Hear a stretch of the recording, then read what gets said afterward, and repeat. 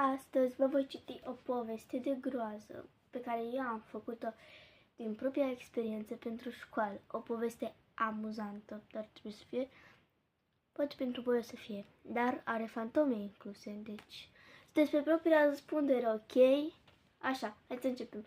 Fantoma. Era o seară toridă de iulie și eu eram afară cu copiii de pe stradă.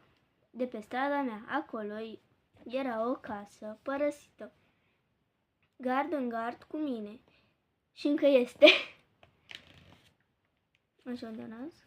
Și în gard, fiindcă era de lemn, căzuseră două blane de la gard, suficient când să intre un adult.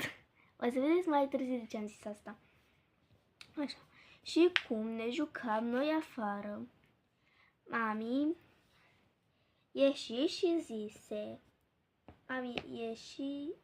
iese și zice, așa, Maria, haide acasă că s-a făcut noapte. Nu, vreau să mai stau, am zis eu cu tristețe.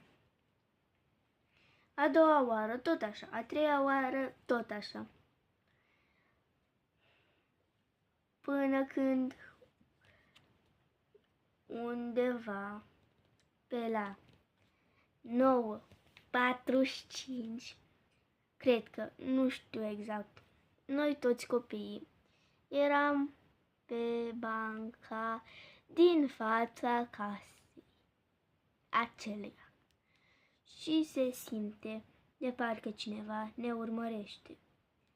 Iar una dintre noi, pe nume Daria, strigă, bă, am simțit că a trecut cineva prin spatele nostru. Voi nu? Ba da, și eu am simțit, spune Ana. În acel moment am țâșnit toate de pe bancă și ne-am uitat în spate și nu era nimeni. Și nimic. Era totul pustiu și întunecat, până când ne-am așezat pe bancă din nou, crezând că mi s-a părut. Sunt o țără drept. Așa. Și dintr-o dată